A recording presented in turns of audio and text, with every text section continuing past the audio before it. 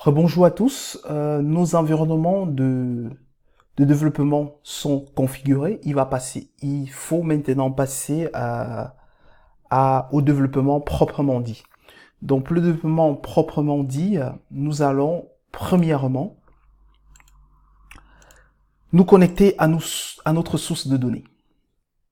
Donc, je lance Management Studio pour voir, je veux me connecter.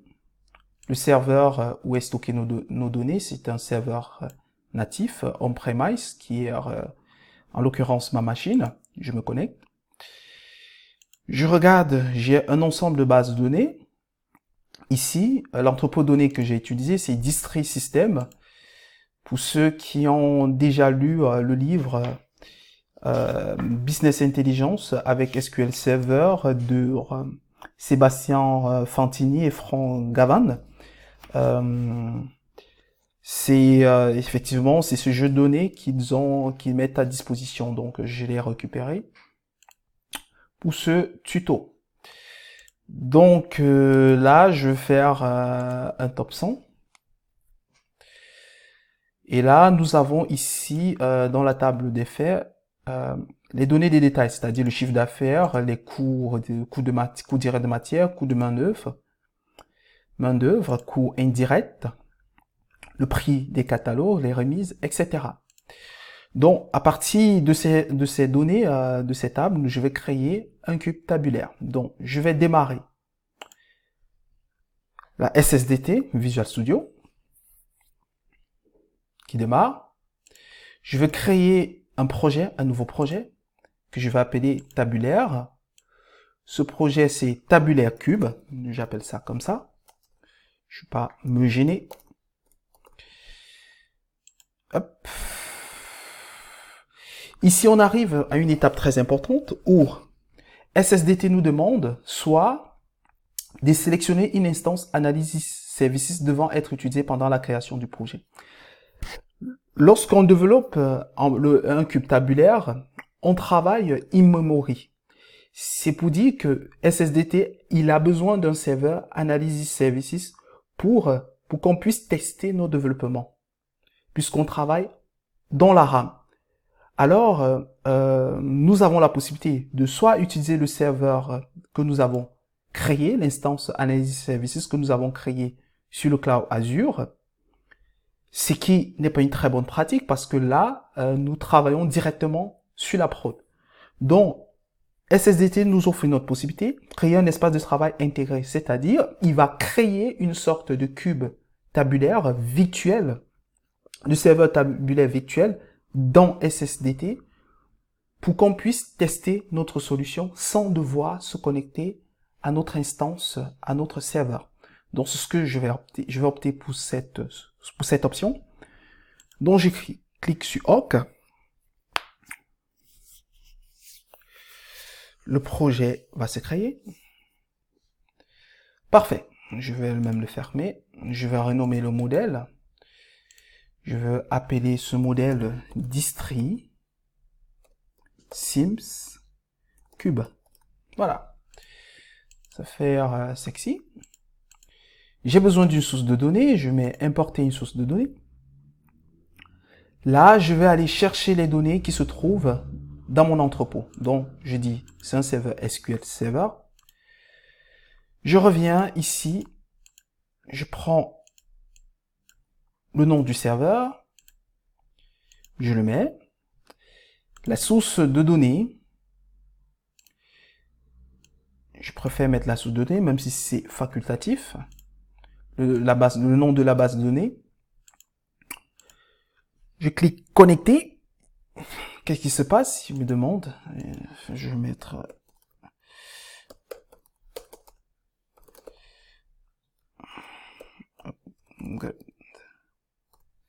data.be.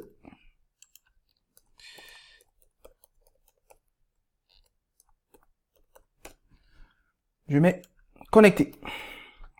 Hop.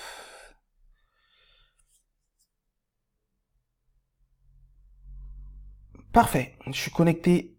Je vais récupérer les données qui m'intéressent. Là.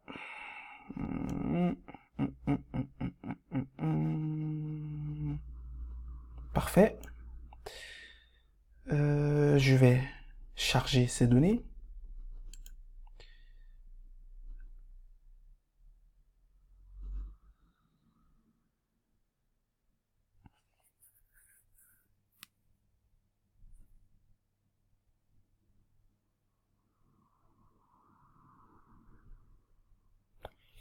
Les données sont chargées. Je vais fermer. Après, je précise bien que ça, c'est parce que le jeu de données, il est tout petit. Il faut jamais, faut charger vos données plutôt avec des requêtes SQL. Sinon, vous allez planter votre machine. Donc, ici, nous avons toutes les tables qui sont chargées. Nous pouvons aller regarder le modèle. Vous voyez, hop, il a reconnu parfaitement. Si nous avons un modèle en étoile, je vais faire ça pour que vous voyez. Si nous avons la table de fait au milieu et les axes d'analyse tout autour. Ce que je vais faire, ici, nous avons un flocon. Donc, ce que je vous conseille, c'est à chaque fois que nous avons un flocon, c'est de modifier la cardinalité, garder la cardinalité, mais préciser que la direction du filtre, il est bidirectionnel. Donc, je le fais ici, je veux mettre une direction bidirectionnelle. Aussi, pour ça, bidirectionnel. Ce qui permet de filtrer dans les deux sens. Je reviens sur mon jeu de données, qui est là. La dimension temps, elle est très importante. Je vais aller demander de me marquer cette table temps comme un champ date. C'est très important pour toutes les fonctions d'intelligence de temps, de date. Donc, si vous le ratez, par exemple, le calcul du chiffre d'affaires du mois précédent, vous aurez du mal. Ça va vous renvoyer des valeurs erronées. Donc, qu'est-ce que je peux faire? Encore vu que dans la restitution, je vais travailler sur le mois. Donc, ce qui va m'intéresser ici, c'est le mois. Hop. Ok. Donc, là, on a tout. La dimension temps, elle est bonne. Hop. Ok. Ici, j'ai, qu'est-ce qui me manque là? Le temps. Hop, je vais faire ça. Je vais amener le mois non. Je vais prendre le mois non. Je vais filtrer, je vais trier le mois non en fonction du mois code. Ici, il est où? Hop, je l'ai bien saisi. Voilà, tri. Je vais lui demander de me trier ça en fonction du mois code. C'est important pour avoir, sinon les mois seront affichés de façon désordonnée. Donc il faut faire cette opération de tri. Ok, revenons sur la table de fer. On va passer maintenant à la réalisation de nos agrégats en DAX. Donc, nous voulons, ici nous avons le chiffre d'affaires, qui est le prix de vente. Nous avons les coûts, nous voulons les coûts de revient. Coût de revient, nous allons créer une colonne dérivée. Cette colonne dérivée, je vais dire, c'est le coût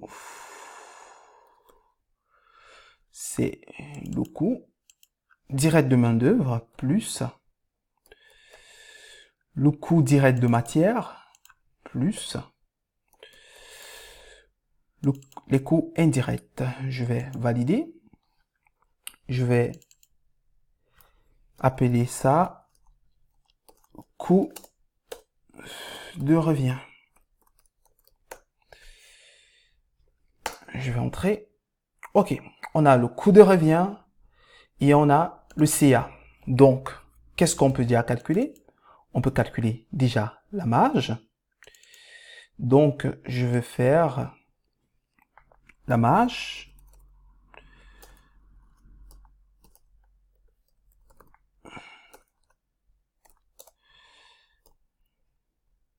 égale.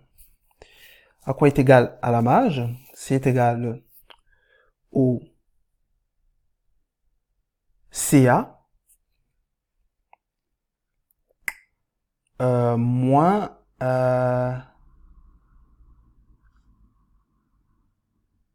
le coût de revient. Donc, ce qu'il faut faire, d'abord, j'ai fait une erreur, c'est mieux de calculer plutôt le total CA avant. Donc, nous allons faire le total CA, c'est la somme, j'ouvre, des chiffres d'affaires.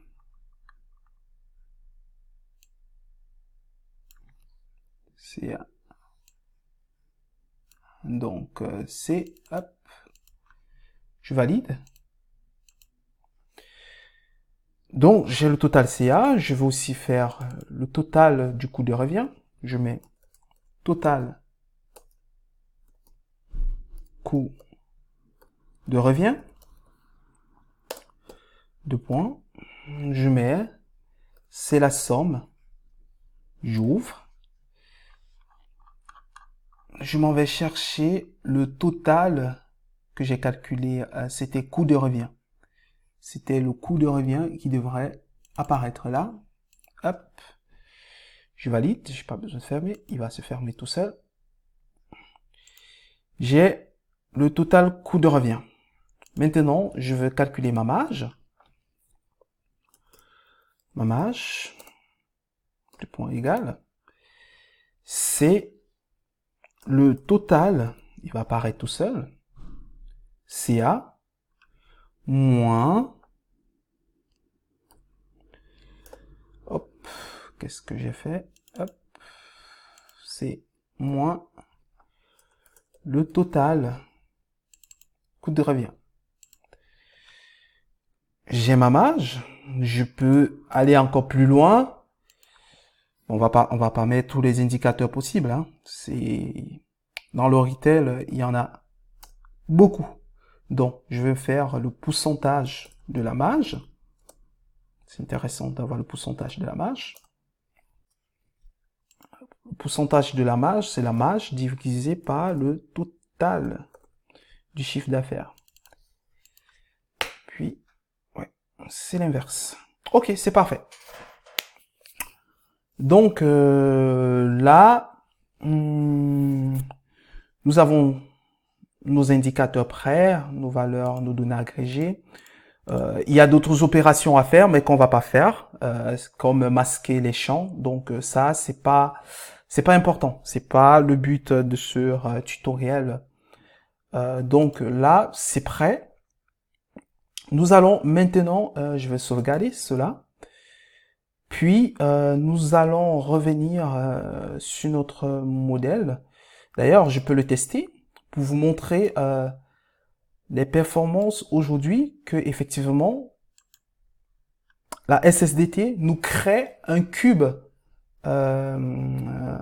tabulaire masqué que nous voyons pas. Donc nous allons essayer d'afficher. Je fais la marge, le pourcentage en marge de produits. Je vais prendre des produits. Voilà, nous avons la marge. Nous avons, voilà, vous voyez. Là nous avons, c'est bien affiché et voilà. Donc ce que nous allons faire, nous allons fermer ça, revenir, ne pas enregistrer, revenir là, et déployer maintenant notre cube sur le serveur Azure Analysis Services. Donc, qu'est-ce que je fais? Je ferme là. Je reviens là. Je m'en vais dans les propriétés. Les propriétés, il me demande où déployer. Et il me demande les options de traitement. Donc, option de traitement par défaut, je vais même lui demander de ne pas traiter mon cube. Ne pas traiter mon cube. Lors du déploiement, je reviens dans Azure. Le conteneur Service Layer, Analysis Services. Le serveur sur lequel je veux déployer mon cube, le voici. Hop, je le copie. Je copie, CTRL-C. Je reviens dans la solution que je développe. Je remplace ça. Je remplace ça. Je mets valider. Donc c'est prêt. Je vais dire est terminé. Alors nous allons aller dans Management Studio. Nous allons démarrer une instance Analysis Services. Je vais repartir sur le cloud, recopier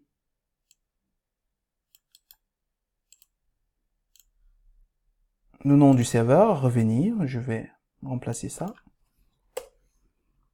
Je connecter, se connecter. Et là, je suis connecté et je retrouve quoi? Je retrouve le cube. C'est-à-dire que j'ai créé Tabular Cube. Vous vous rappelez? C'est Tabular Cube. Donc là, avec les connexions, les tables et les rôles. Donc actuellement, si je fais ça, je mets, pardon, je fais explorer.